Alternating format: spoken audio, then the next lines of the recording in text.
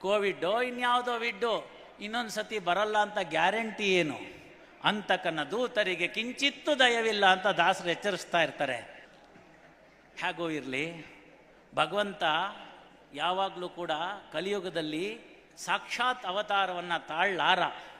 ಹಾಗಾಗಿ ನಮಗೆ ಕೋವಿಡ್ನ ವಾರಿಯರ್ಸ್ ಮುಖಾಂತರ, ವೈದ್ಯಕೀಯ ಮಹಾನುಭಾವರುಗಳ ಮುಖಾಂತರ, ಗಿರಿಧರ್ ಕಜೆ ಅವರ ಮುಖಾಂತರ ಎಲ್ಲರನ್ನು ಪುನಃ ನಮಗೆ ಪುನರ್ಜೀವನ ಕೊಟ್ಟಿದ್ದಾನೆ. ಇಲ್ಲಿರ್ತಕ್ಕಂಥವರೆಲ್ಲ ಅದೃಷ್ಟವಂತರು. ಈ ಕಾರ್ಯಕ್ರಮವನ್ನು ವರ್ಚುವಲ್ ನೋಡ್ತಿರ್ತಕ್ಕಂಥವರೆಲ್ಲ ಕೂಡ ಅದೃಷ್ಟವಂತರು. ಯಾಕೆಂದರೆ ನಮಗೆ ಸೆಕೆಂಡ್ ಲೈಫ್ ಬಂದಿದೆ. ಹಿಂದಿನ ಲೈಫ್ನಲ್ಲಿ ಮಾಡಿದಂಥ ತಪ್ಪುಗಳನ್ನ, ಅಂದರೆ ಪ್ರೀ ಕೋವಿಡ್ ಮಾಡಿದಂಥ ತಪ್ಪುಗಳನ್ನು ಪೋಸ್ಟ್ ಕೋವಿಡಲ್ಲಿ ಮಾಡಬೇಡಿ. ಕೋವಿಡ್ಡೋ ಇನ್ಯಾವುದೋ ವಿಡ್ಡು ಇನ್ನೊಂದು ಸತಿ ಬರಲ್ಲ ಅಂತ ಗ್ಯಾರಂಟಿ ಏನು? ಅಂತಕನ ದೂತರಿಗೆ ಕಿಂಚಿತ್ತೂ ದಯವಿಲ್ಲ ಅಂತ ದಾಸರು ಎಚ್ಚರಿಸ್ತಾ ಇರ್ತಾರೆ. ತಾಸು ಬಾರಿಸುತ್ತಿದೆ ಕೇಳಿದೆಯಾ ಅಂತ ಹೇಳ್ತಾರೆ. ಆದದ್ದಾಯ್ತು ಇನ್ನಾದರೂ ಒಳ್ಳೆ ಹಾದಿ ಹಿಡಿಯೋ ಪ್ರಾಣಿ ಅಂತ ದಾಸರು ಎಚ್ಚರಿಸ್ತಾರೆ. ಯಾರೂ ಸಂಗಡ ಬಾಹೋರಿಲ್ಲ ಅಂತ ಕನಕದಾಸರು ಅವತ್ತಿನ ICU ಚಿತ್ರವನ್ನು ನಮ್ಮ ಮುಂದೆ ಕೊಟ್ಟರು. ಹೇಗೆ ಕೊಟ್ಟರು ಅವರು ಅವತ್ತಿನ ICU ಚಿತ್ರ ಅಂತ ಹೇಳಿದ್ರೆ, ಸುತ್ತಲೂ ಕುಳಿತಿದ್ದ ಮಿತ್ರ ಬಾಂಧವರೆಲ್ಲ ಹೊತ್ತು ಹೋಯಿತು ಹೊರಗೆ ಹಾಕೆನುವರು, ಹಿತ್ತಲ ಕಸಕ್ಕಿಂತ ಕಡೆಯಾಯಿತಿ ದೇಹ ಹೊತ್ತುಕೊಂಡೊಯ್ದು ಅಗ್ನಿಯಲ್ಲಿ ಬಿಸಿಡುವರು, ಯಾರೂ ಸಂಗಡ ಬಾಹೋರಿಲ್ಲ. ಇದೆಲ್ಲ ನಮಗೆ ದಿಕ್ಸೂಚಿ ಆಗಬೇಕಲ್ವಾ? ದಿಕ್ಕು ತಪ್ಪಿದ್ದೀವಿ ಅಂತ ನಾನು ಯಾರನ್ನೂ ಹೇಳ್ತಿಲ್ಲ. ದಿಕ್ಕಿನಲ್ಲಿ ಅಷ್ಟೋ ಇಷ್ಟೋ ಆಚೆ ಕಡೆ ಮೇನ್ ರೋಡ್ ಬಿಟ್ಬಿಟ್ಟು ಸೈಡ್ ರೋಡ್ಗೆ ಇಳಿದಿದ್ರೆ ಪುನಃ ಮೇನ್ ರೋಡ್ಗೆ ಬನ್ನಿ ಅಂತ ಅನ್ನೋದಕ್ಕೆ ಇವೆಲ್ಲ ನಮಗೆ ಇರ್ತಕ್ಕಂಥ ಮಾರ್ಗಗಳಾಗಬೇಕಾಗತ್ತೆ. ಅಷ್ಟಕ್ಕೆ ನಿಲ್ಲಿಲ್ಲ ವಿಚಾರ. ಹಾಗಾದರೆ ಅಲ್ಲಿ ಏನು ತೊಗೊಂಡು ಹೋಗ್ಬೋದು ನಾವು ಅಂತ ಎಲ್ಲರೂ ಹೇಳ್ತಾರೆ. ಅಲೆಕ್ಸಾಂಡರ್ ಆದಿಯಾಗಿ ಹೇಳ್ಬಿಟ್ಟ, ಅವನ ಕೈನ ಹೊರಗಡೆ ಇಟ್ಬಿಟ್ಟು ನಾನೇನು ತರಲಿಲ್ಲ ಅಂತ ಹೇಳ್ಕೊಂಡು ಹೋದಂತಂದು ತೋರಿಸೋದಕ್ಕೋಸ್ಕರ ಅಂತ ಅಲೆಕ್ಸಾಂಡರ್ ಹೇಳ್ದ. ಹಾಗಾದರೆ ನಾವೇನು ಅಂತಂದರೆ, ನಾವು ಹೇಳಿದ್ದೀವಿ ಅದನ್ನ ತೊಗೊಂಡೋಗಲ್ಲ ಅಂತ ಗೊತ್ತು. ನಿಮ್ಗೆಲ್ಲರಿಗೂ ಗೊತ್ತಿಲ್ಲದಿರೋ ಅಂಥ ಗುಟ್ಟನ್ನು ಕನಕದಾಸರು ಹೇಳ್ಕೊಟ್ಬಿಟ್ರು. ಒಂದನ್ನು ತೊಗೊಂಡು ಹೋಗ್ಬೋದು, ಇಲ್ಲಿಂದ ಒಂದನ್ನು ತೊಗೊಂಡು ಹೋಗ್ಬೋದು, ನ್ಯಾಯವಾಗಿ 2 ತೊಗೊಂಡು ಹೋಗ್ಬೋದು. ನಾನು ಒಂದರ ಮೇಲೆ ಮಾತ್ರ ಜಾಸ್ತಿ ಆಸೆ ಇದೆ. ಏನು ತೊಗೊಂಡು ಹೋಗ್ಬೋದು ಇಲ್ಲಿಂದ ಅಂದರೆ ಪಾಪ ಪುಣ್ಯ, ಅದನ್ನು ತೊಗೊಂಡು ಹೋಗ್ಬೋದು. ಅದರಲ್ಲಿ ಪಾಪ ಇಲ್ಲೇ ಬಿಡೋಣ, ಪುಣ್ಯ ತೊಗೊಂಡು ಹೋಗೋಣ. ಹೇಗೆ ವೆಸ್ಟರ್ನ್ ಯೂನಿಯನ್ ಮನಿ ಟ್ರಾನ್ಸ್ಫರ್ ಅಲ್ಲಿ ಇಲ್ಲ ರೀ, ಇಲ್ಲ, ಯಾವುದು ದುಡ್ಡು ಇಲ್ಲಿಂದ ತೊಗೊಂಡು ಹೋಗೋಕ್ಕಾಗೋದಿಲ್ಲ. ಏನು ತೊಗೊಂಡು ಹೋಗೋಕ್ಕಾಗದೇ ಇದ್ರೆ ಏನು ಮಾಡ್ಬೋದು ಅಂತಂದರೆ, ಬೆಳಗ್ಗೆ ಸಂಧ್ಯಾವನ್ನೇ ಮಾಡುವಾಗ ಸರ್ವೇ ಜನ ಸುಖಿನೋ ಭವಂತು ಅಂತೀವಲ್ಲ, ಅದು 1. ದೊಡ್ಡವ್ರಿಗೆ ಕಾಲಿಗೆ ನಮಸ್ಕರಿಸಿರ್ತಕ್ಕಂಥದ್ದು 2. ದೀರ್ಘಾಯುಷ್ಮಾನ್ ಭವ ಅಂತ ಹೇಳಿಸ್ಕೊಳ್ಳೋದು 3. 4ನೇದು, ಸಮಾಜದಲ್ಲಿ ಯಾರು ಕೆಳಸ್ತರದಲ್ಲಿ ಇದ್ದು ತೊಳಲಾಡ್ತಾ ಇದ್ದಾರೆ ಅವರನ್ನ ಕೈಯಿಂದ ಹಿಡಿದೆತ್ತಿ ಊಟ ಕೊಡೋಕ್ಕಾಗದೇ ಇದ್ರೆ, ಬೇಡ ನಾನು ನಿನ್ನ ಜೊತೆ ಇದ್ದೀನಿ ಅಂತ ಉಪವಾಸ ಇರ್ತೀವಲ್ಲ, ಅದು 4. ತಂದೆ ತಾಯಿಯನ್ನು ವೃದ್ಧಾಶ್ರಮಕ್ಕೆ ಬಿಡದೆ, ನಾಳೆ ಬೆಳಗ್ಗೆ ಕರ್ನಾಟಕದಲ್ಲಿರ್ತಕ್ಕಂಥ ಎಲ್ಲ ವೃದ್ಧಾಶ್ರಮಗಳು ಬಂದಾಯಿತು ಅಂತಂದರೆ ಅದಕ್ಕಿಂತ ಇನ್ಯಾವುದು ವೆಸ್ಟರ್ನ್ ಯೂನಿಯನ್ ಮನಿ ಟ್ರಾನ್ಸ್ಫರೇ ಇಲ್ಲ. ತೀರಾ ಕೈಲಾಗದೇ ಇದ್ದಾಗ ನಾವು ಕೂಡ ಅದನ್ನು ಅನುಭವಿಸಿದ್ದೀವಿ, ಮಾಡಿದ್ದೀವಿ. ಆಗ ಸಮಾಜ ಈ ಥರ ನಡ್ಕೊಂಡಿರಲಿಲ್ಲ. ಕಾಶಿ ಯಾತ್ರೆಗೆ ಹೋಗಬೇಕು, ನಮ್ಮ ತಂದೆ ವಯಸ್ಸಾಗಿದ್ದಾರೆ, ಕಣ್ ಕಾಣಕ್ಕಾಗಲ್ಲ, ನೀವು ನಿಮ್ಮಲ್ಲಿ ಒಂಚೂರು 4 ತುತ್ತು ಅನ್ನ ಹಾಕ್ಕೊಂಡು ಇಟ್ಕೊಂಡಿರ್ತೀರ ಅಂತಂದರೆ ಇಟ್ಕೊಂಡಂಥ ಪುಣ್ಯಾತ್ಮರುಗಳನ್ನ ನಾನು ನೋಡಿದ್ದೀನಿ. ಎಲ್ಲಿ ಹೋಯ್ತು ಆ ಮಾನವೀಯತೆ ಇವತ್ತು? ಕಾಶಿ ಯಾತ್ರೆ ಮಾಡೋದು ಅಂತ ಹೇಳ್ತಿದ್ರು. ಕಾಶಿ ಯಾತ್ರೆ ಮುಗಿಸ್ಕೊಂಡು ಬಂದಮೇಲೆ, ಬದ್ರಿ ಯಾತ್ರೆ ಮುಗಿಸ್ಕೊಂಡು ಬಂದಮೇಲೆ ಅವ್ರ ಕಾಲಿಗೆ ನಮಸ್ಕಾರ ಮಾಡ್ತಿದ್ರು. ಸ್ನೇಹಿತರೆ, ಈಗಿನ ಥರ ಯಾವ ಬ್ಯಾಂಕ್ ಲಾಕರು ಇರಲಿಲ್ಲ. ಅಷ್ಟೋ ಇಷ್ಟೋ ತಾನೇ ಕೊಟ್ಟಿದ್ದಂಥ ವರೋಪಚಾರದಲ್ಲಿ ಬಂದಿರತಕ್ಕಂಥ ಬೆಳ್ಳಿ ಬಂಗಾರ, ದೇವ್ರ ಮನೆ, ಸಾಲಿಗ್ರಾಮ, ವಿಗ್ರಹಗಳು ತಲೆತಲಾಂತರದಿಂದ ಬಂದಿರತಕ್ಕಂಥದ್ದು, ಇಂಥದನ್ನು ಪಕ್ಕದ ಮನೇಲಿ ಇಟ್ಟು ಹೋಗಿರ್ತಿದ್ರು. ನಾ ತಮಾಷೆಗೆ ಹೇಳ್ತಿರ್ತಿದ್ದೆ, ನಮ್ಮಲ್ಲಿ ಒಂದು ಬೇಲ್ಮೆಂಟ್ ಅಂತ ಬರುತ್ತೆ ಯಾವುದರಲ್ಲಿ, ಕಾನೂನಿನ ವಿಚಾರದಲ್ಲಿ. ಅದನ್ನು ಬೇಲ್ಮೆಂಟ್ ಅಂತಂದರೆ ಇಸ್ಕೊಂಡು ವಾಪಸ್ಸು ಭದ್ರತೆಯಿಂದ ಕೊಡ್ತಕ್ಕಂಥದ್ದು ಅಂತ. ಕಾಶಿ ಯಾತ್ರೆ ಬದ್ರಿ ಯಾತ್ರೆ ಮಾಡಿ ವಾಪಸ್ ಬಂದಾಗ ಅದನ್ನು ಅದೇ ರೀತಿಯಲ್ಲಿ ಸ್ವಚ್ಛವಾಗಿ ಮರಳಿಸಿ ಕೊಡೋದಿತ್ತಲ್ಲ, ಅದು ಇನ್ನೊಂದು ಪುಣ್ಯ ಅಲ್ಲಿ ಬರ್ತಕ್ಕಂಥದ್ದು. ಇವತ್ತು ನಾವು ಯಾವ ಮಟ್ಟಕ್ಕೆ ಬಂದಿದ್ದೀವಿ ಅಂತ ಹೇಳಿದ್ರೆ, ಪಕ್ಕದ ಮನೇಲಿ ಬೀಗ ಹಾಕಿದ್ದಾರೆ, ನಮಗೆ ಗೊತ್ತಾಗಿದೆ ಅವ್ರ ಮನೇಲಿ ಬರ್ಗ್ಲರ್ಸ್ ಅಲಾರಂ ಇಟ್ಟಿದ್ದಾರೆ, ಹೊಡ್ಕೊಂಡಿದೆ, ನಾವು ಅವ್ರಿಗೆ ತಿಳಿಸೋ ಪ್ರಯತ್ನ ಮಾಡ್ತಿಲ್ಲ. ಸಿಮೆಂಟಿನ ಗೋಡೆ ಅಲ್ಲ ಅದು, ಇಟ್ಟಿಗೆಯ ಗೋಡೆ ಅಲ್ಲ ಅದು, ನಾವಾಗೇ ನಿರ್ಮಿಸಿಕೊಂಡಂಥ ವರ್ಚುವಲ್ ಗೋಡೆ. ಇರೋದು 3.5 ಲಕ್ಷ ಜನ, 2.5 ಲಕ್ಷ ಜನ. ಇಡೀ ಭಾರತದಾದ್ಯಂತ ನಾವು 3.5% ಇರ್ತಕ್ಕಂಥವ್ರು.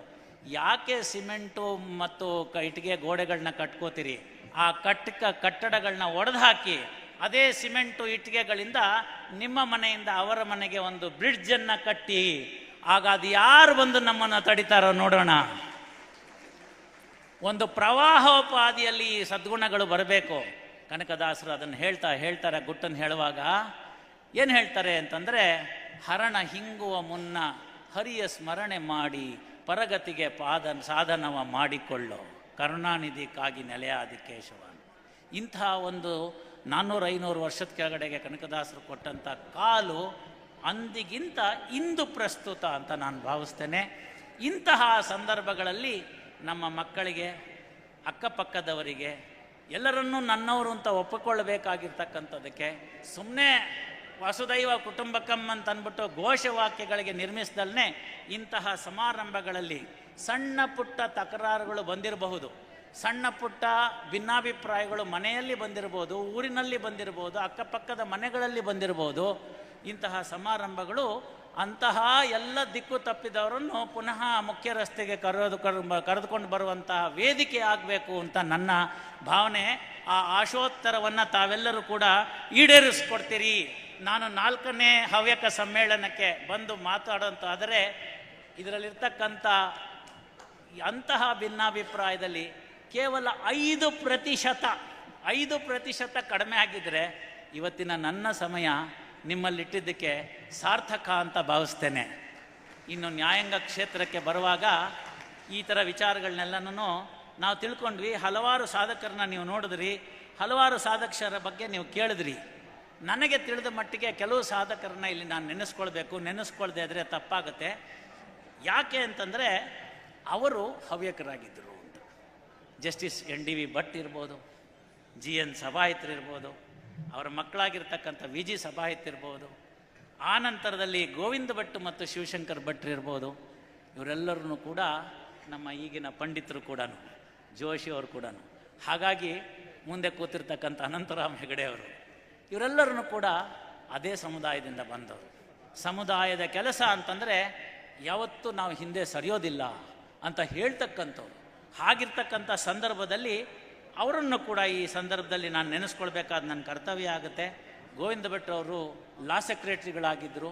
ಅವರು ಆಗ ಹಾಕಿಕೊಟ್ಟಂಥ ಕೆಲವು ಫಾರ್ಮೆಟ್ಸ್ ಏನಿದೆ ಇವತ್ತಿಗೂ ಕೂಡ, ಇಂದಿನಿಗೂ ಕೂಡ ಲಾ ಸೆಕ್ರೆಟ್ರಿಯೇಟ್ನಲ್ಲಿ ಅದನ್ನು ಮಾಡಲ್ ಅಂತ ಇಟ್ಕೋತಾರೆ.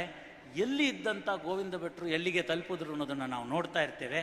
ಮುಂದೆ ದೇವರ ಕೆಲಸ, ಒಂದು ನಾಡು ನೋಡಿ ಕಟ್ಟುವ ಕೆಲಸ, ಇಂಥದ್ದೆಲ್ಲ ಬಂದಾಗ ಕೂಡ ಹವ್ಯಕರು ಹಿಂದೆ ಬಿದ್ದಿಲ್ಲ. ತಮ್ಮ ತಮ್ಮ ಕ್ಷೇತ್ರಗಳು ಅಂತ ಹೇಳಿದೆ.